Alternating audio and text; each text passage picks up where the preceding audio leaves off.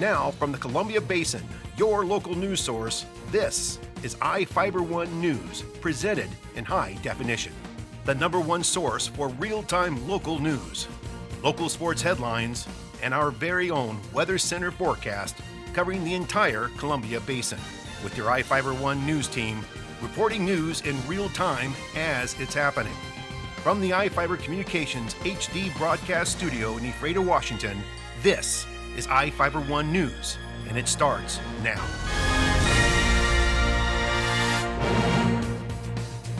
Welcome to iFIBER One News. I'm Alan Troop reporting news from around the Columbia Basin for Monday, December 30th.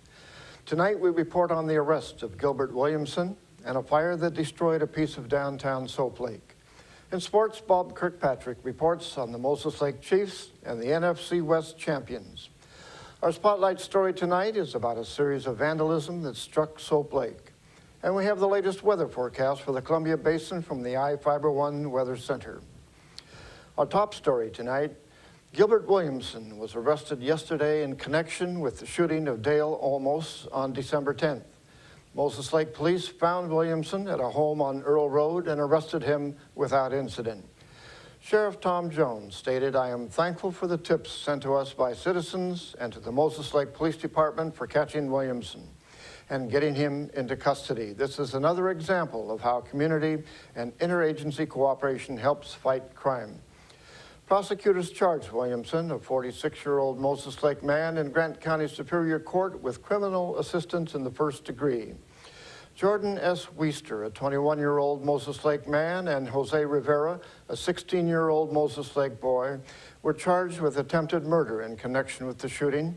Both had their bails set at $1 million. Fire destroyed a building in Soap Lake on Sunday. Here is reporter Jeff Chu with the story. The cause of a pre-dawn Sunday fire that burned much of a commercial building that was last used as a tattoo parlor in downtown Soap Lake is believed to be electrical, possibly the furnace. One firefighter with Grant County Fire District 7 was struck in the face with a piece of falling debris requiring 3 stitches. No other injuries occurred in the fire reported at about 4 a.m. Sunday. The former Pastime Tavern building across Soap Lake's East Main from the Maskers Theater was the only structure damaged. The roof collapsed over the building's restroom space in the back third of the structure, where the fire appeared to be concentrated. The former tattoo parlor building was next door to a boarded-up commercial space that was burned in the past as well. The tattoo parlor building received extensive smoke damage. The fire was doused with the aid of Ephrata Fire Department's aerial ladder truck. Fire Chief Kirk Shepard said Fire District 7 assisted Soap Lake Fire Department with 10 firefighters, an engine, aid vehicle, and command vehicle. Kyle Lauder, owner of the building for more than 3 years, said he bought it when it was the Pastime Tavern and turned it into the tattoo and piercing parlor. He said it was not insured enough to be rebuilt, so it probably will be an empty lot. I'm Jeff Chu for iFIBER One News. Thank you, Jeff. Prosecutors will file adult charges against Nathan Brooks. Grant County Prosecutor Angus Lee said they are presently working on filing charges in Grant County Superior Court against the 15-year-old Moses Lake boy. He is presently facing 2 counts of attempted murder in the first degree in Grant County Juvenile Court for allegedly shooting his parents on March 8th. Brooks' initial appearance on adult charges will be delayed because all 3 of the Grant County Superior Court judges have recused themselves from the case, meaning a judge will need to come in from Douglas County to handle the case. For more on this story, you can visit us online at ifiber1.com/news. Each of the people you see here has warrants for their arrest and is wanted by various law enforcement agencies. If you see any of these people, the DOC asks that you not attempt to detain or apprehend them, but to call police. You can also call the Department of Corrections at 509-764-6180 during the day or 509-762-1160 after 5 p.m. We will be back after these messages with the latest from our iFIBER One Weather Center. Hi, I'm Chuck DeMuerler, the new manager at Furniture West. Furniture West has been a part of the Moses Lake community for over 30 years. My team and I have expanded our inventory to meet our customers' needs. We have over 100 recliners in stock. We have a fantastic sleep center with dozens of mattress choices from the best brands in the business. Come see our great kids section with some of the most fun kids furniture you will find anywhere. We are your source for power reclining furniture. Check out our new selection today at 117 West Broadway Avenue in Moses Lake. Did you know that Little Chiefs Childcare is expanding their Juniper Street location? This great new place across from Moses Lake Clinic is designed just for preschool and school-age children. For over 8 years, Little Chiefs kids like me have found the love and attention every child needs to be healthy and happy. The grown-ups there have gone to college, so they know how to make sure kids from 1 month to 12 years old have a great place to learn and play. Come join our growing Little Chiefs tribe. Hi everybody, meteorologist Don Morelli with you here on iFIBER Channel 1 News. Your weather forecast is brought to you by Bud Cleary. Toyota dealers, Toyota, let's go places.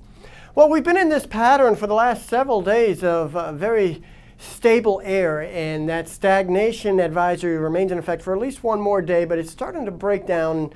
So the morning clouds and fog that has been greeting us may tend to dissipate a bit as we slide through the work week, but at least into tomorrow morning we'll have a little band of freezing rain, possibly, if not mixed in with the fog, that could make it a slippery start to Tuesday morning. New Year's Eve, again, later in the night through the overnight hours, low fog developing again, so if you're out late celebrating the new year, it could be rather troublesome for you on the roads. And we could have a more significant freezing rain event on Thursday and also on Saturday, Sunday it looks like. So we're in this sort of active pattern now as the pattern changes just a bit. 35 and 27 were the extremes today. Had a few patches of low clouds this morning in the Ephrata area, more so in the Moses Lake area with patches of dense fog and freezing drizzle. 36 and 25 the extremes, and again during the overnight hours tonight we have a disturbance moving on across. It'll enhance the chance for some precipitation. 39 degrees right now, and again at least temperatures are mild, but they're going to cool down just at or slightly below freezing for the morning hours. So you can see the past 24 hours from yesterday through today, some cloudiness, and again we've been seeing gray days for a good portion of the weekend, and again, we break out into some sunshine at times, but for the next 24 hours, you can see, again, it tries to give us a shadow effect here, this forecast of some breaks in the clouds. But all in all, still lots of clouds and periods of moisture moving on through. Again, later on tonight, tomorrow morning, healthy little band possibly.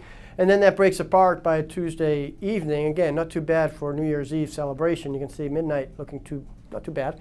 As we slide, though, out of the first day of New Year's into Thursday, here's the next batch of moisture again that'll try to ride into our area during the day on Thursday. That's why I think Thursday might have another better chance of showers.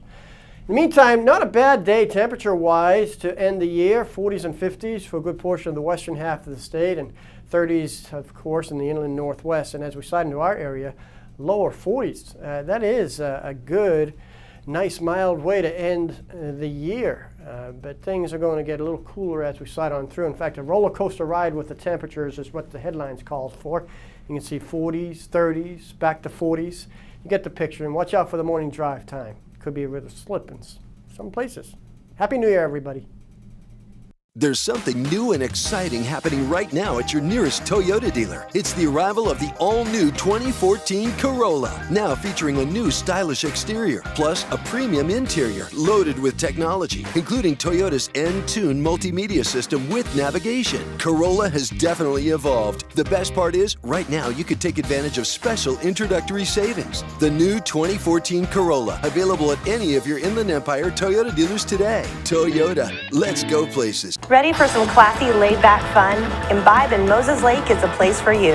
Imbibe has a huge selection of your favorite wine and beer on tap from local brewers. We have kegs to go, and we can fill your growler. Remember that summertime is beer time. Come enjoy our live music on Fridays and make sure to reserve a spot for private parties. What are you waiting for? This is a place to enjoy your favorite drinks with your favorite people. Find us on 3rd Avenue in Moses Lake, Washington, or call us at 509-765-1119.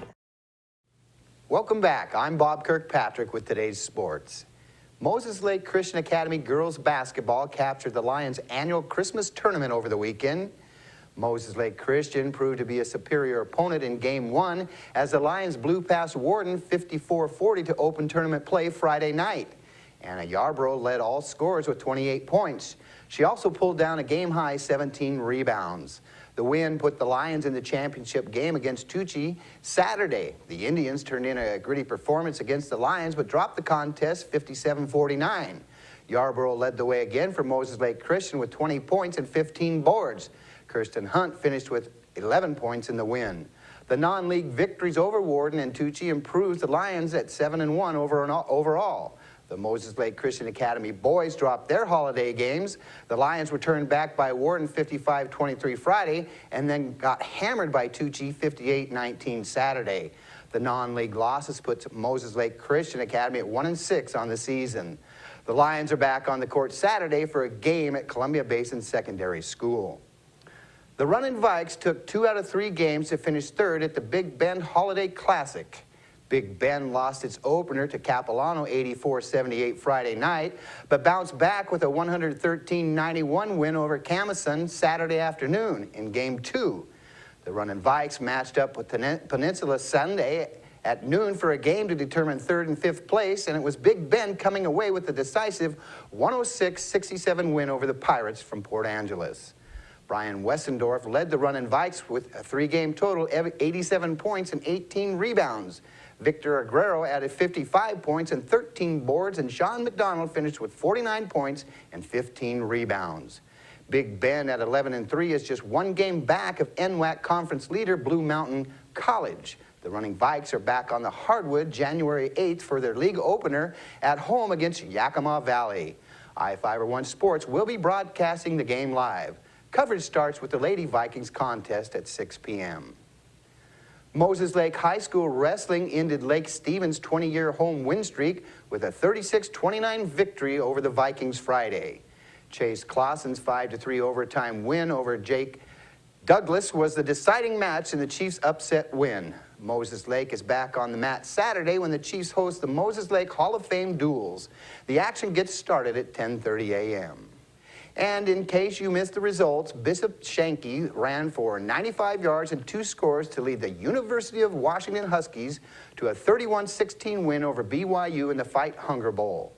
Keith Price added a 16-yard TD to Austin Safarian Jenkins, and John Ross returned a kick 100 yards for another score to help the Huskies win their most games since going 11-1 and winning the Rose Bowl in 2000. The game capped a whirlwind month for the Huskies that began with Coach Steve Sarkisian leaving for the same job at Southern California.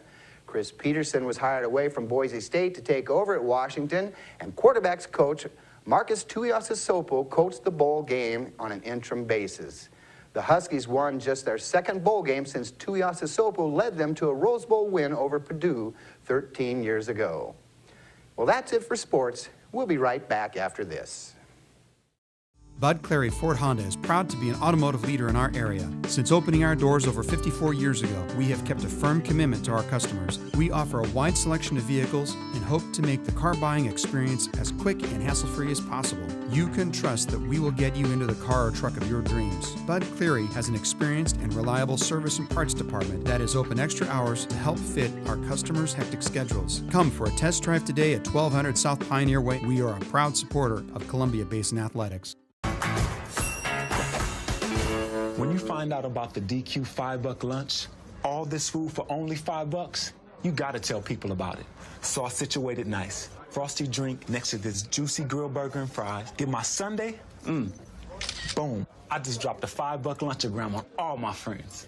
Get ready for a little $5 envy. Michael, we like your style. The $5 lunch. Entree, fries, drink, plus a sundae. Only at your DQ. This is fan food, not fast food. Our spotlight story tonight is about a series of vandalism that struck Soap Lake. Here with the story is Jeff Chu.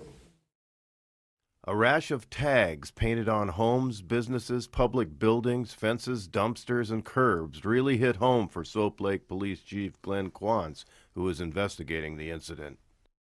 Quantz pulled his squad car up early on a recent morning to find the front wall of the police department had been tagged with East Side White Pride, or ESWP. He said he wasn't too happy about it. Well, the tagging that showed up is not one that we had seen before. Normally we see 18th Street or 13th Street, something along that line, Crips and that sort of thing. Now, we're not exactly certain if they're a white gang, a supremacist type gang, because there's some conflict about what their definition is.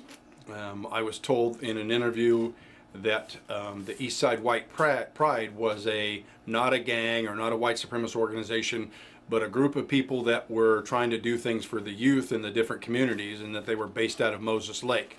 Quantz said once he submits the findings of his investigation to the Grant County Prosecuting Attorney's Office, a suspect arrested and charged in the case could face several misdemeanor charges. The suspect could also be charged with a Class C felony if all the tags are grouped together and the value of the damage meets or exceeds $1,500, according to Quantz. We have about 26 taggings, give or take a couple, in the city of Soap Lake. They happened within about a 2-hour window on Saturday night, the 14th, between about 8:30 and 10:30 at night. Orange paint used, a number of different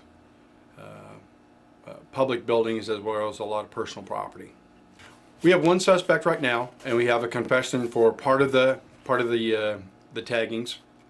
He's not willing to, at this point, he's not willing to talk to us about the other suspects. The police chief said ESWP was an unknown entity in Soap Lake before the taggings. We'd never heard of them before, and the group I talked to said that they were based out of Moses Lake, and they were trying to get, for lack of a better term, a satellite, a chapter or something down here in Soap Lake. Well, this is surely not the right way to do it. Those public buildings tagged included the high school, the library, the alternative school, even McKay Healthcare Nursing Home. I'm Jeff Chu for iFIBER 1 News. We will be right back after this. My mom was never comfortable in any of her chairs. Getting in and out of them was hard on her joints. We found a solution at In-Home Medical. They have a great selection of lift chairs. Many cost less than national brand recliners. Some even featuring heating and vibration for added comfort. They can take her from a flat sleeping position to nearly standing. We found everything she needs for a much better quality of life at In-Home Medical.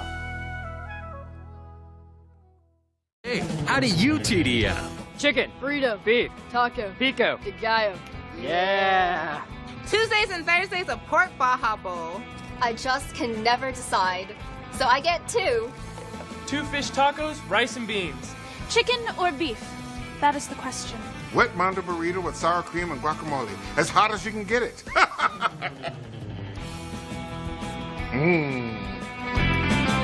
Stop by today and tell us how you TDM.